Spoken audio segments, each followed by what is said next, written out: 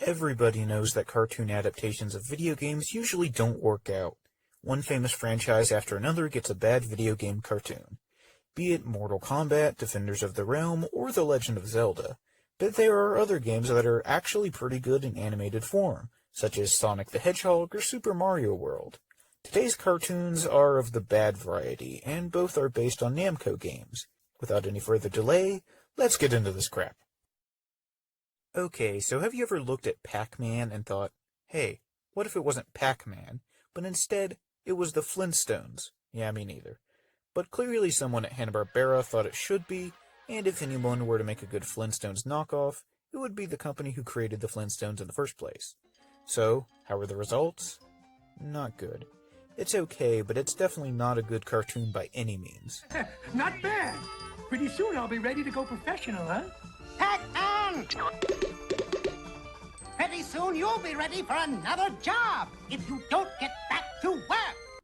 Every single episode is just Pac-Man and his family doing something, and the ghosts are trying to either get him or the power pellets. We got him! There's sometimes also this weird Darth Vader-like character who bosses the ghosts around. He doesn't really have any personality, nor does he add anything to the story. The same thing can be said for the Pac family, who have even less personality. The ghosts have some personality, and so do a few of the guest characters, like Super Pac-Man, who is insanely vain. Oh, how cute and thoughtful of you to hang a picture of me over your mantel. I hate to disappoint you, Super Pac, but that's a mirror. Overall, the show is pretty bland and never does anything above decent, so I give Pac-Man a 5.5 out of 10.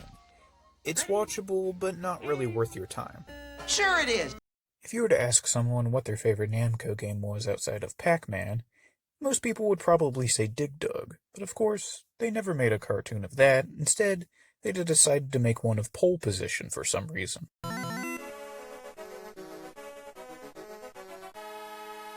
Prepare to qualify. For those who don't know, Pole Position is an arcade racing game from 1982. It's a decent game that kind of stinks if you play it with a joystick instead of a steering wheel.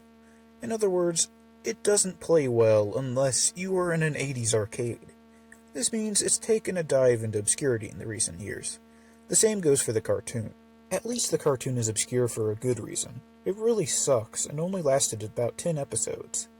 I'll be walking you through the first episode so you don't have to watch the entire half-hour show yourself.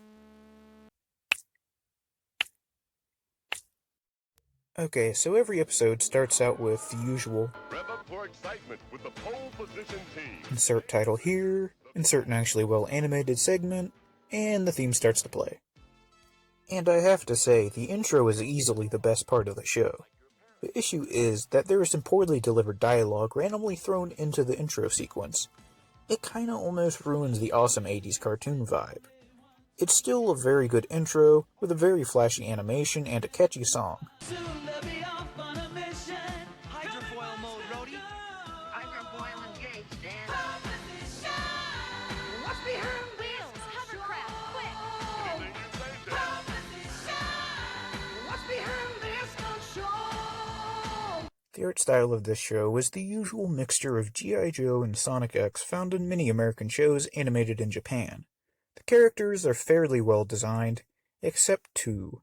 The little girl and, well, that thing.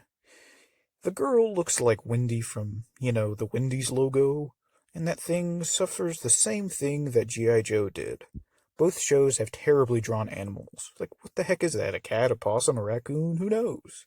To my knowledge, they never even say what it is, so I guess we'll never know. I see. Even with that knowledge obtained, the animals are still horribly drawn. Anyways, episode 1, which is strangely always labeled 101, is called The Code. It starts off with a race beginning between the two main characters, Dan and Tess. Over in the stands, their little sister Daisy is cheering on the car's automatic pilots, since they do most of the driving anyways. Go for it, Rudy! Come on, Wheel! Kuma then starts cheering for Dan. Daisy also starts cheering for him due to her apparently being easily swayed. Come on, Captain Dan! Dan then forgets to turn on the car's water mode, and his computer roadie makes fun of him. Rhodey, will you please get us out of here? Have you heard the one about the soaking wet driver who forgot his automatic pilot? Very funny. Heck, everyone makes fun of him.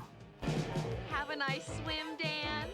Everybody's a comedian. Despite being reckless throughout the race and nearly drowning, he somehow beats Tess in the end. No, Kuma. Don't you think I'm wet enough? Way to go, Dan. On the way to a video conference, Tess runs into the suspicious Greg Dumont character. Excuse me, do you think a world-class stunt driver would have time for dinner tonight? Well, how about it? Dinner tonight? Greg Dumont, what are you doing here? What I'm doing here is asking you out on a date. Well, I'd love to, Greg, but something's come up and... In this video conference, Tess and Dan are informed that someone has stolen the codes to operate the cars. This is the result of a data breach, and they are suggested to change their passwords. That means Rhodey and Wheels are vulnerable to a takeover. That and much worse. All the information needed to destroy our entire computer system is stored in the memory banks of Rhodey and Wheels. Tess resets the codes on the two computers from the race cars. Dan then sees this guy in a white suit sneaking around, but he disappears as soon as he points them out to Tess. I don't see anybody.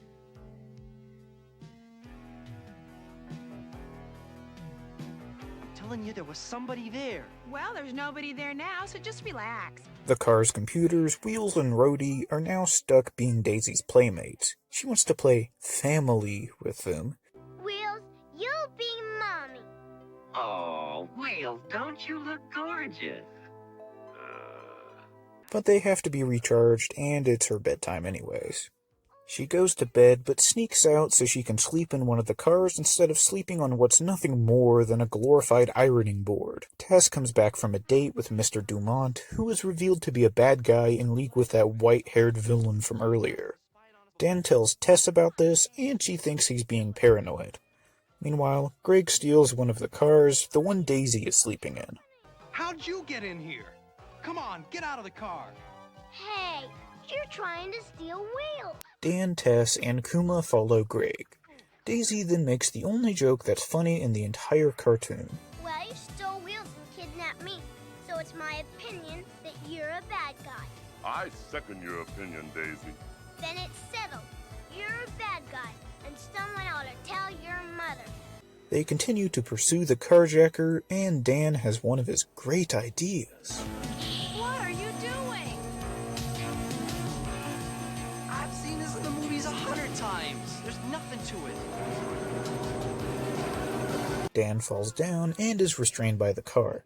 Greg is tired of dealing with Daisy, so he drops her off alongside the road. Greg's boss sees Daisy and kidnaps her and flies away in his helicopter. Dan again acts like an idiot and hangs onto the helicopter as it slowly flies over a bunch of trees. Vance flies the helicopter over the cars where Dan jumps into the one Tess is in. They nearly crash several times as they race through what I can assume is San Francisco. The chase continues into a subway tunnel.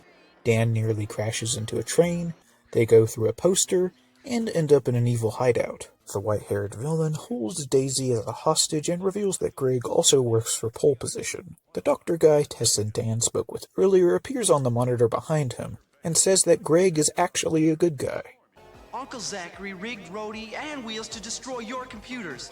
And you, Dumont?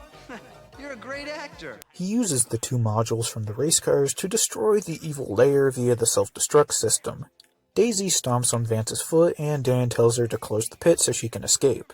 His next words are less than helpful. Which button do I press? Press them all! Sure, it all went well, but it could have been like this. Which button do I press? Press them all! Daisy, let's go. You have 5 seconds.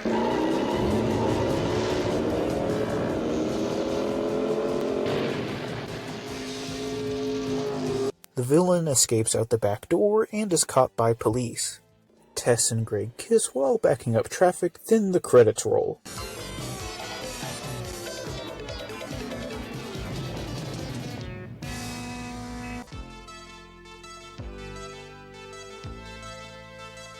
The only name that was familiar in the whole credits list was, of all people, Chuck Lorre. Yep, the one that worked on such famous shows as 2.5 Men and The Big Bang Theory, started off writing for a really crappy 80s show. Even if the show has good music and good animation every now and then, it's still not that good. I give the Pole Position cartoon series a 3.5 out of 10. So, in conclusion, I have to say that the Pac-Man cartoon is definitely the better of the two, because at least there is some entertainment value, even if not a lot. It's still more watchable than Pole Position, which really doesn't have anything happen in it. So tell me in the comment section below, which of these two cartoons you preferred. See you next time. Which button do I press?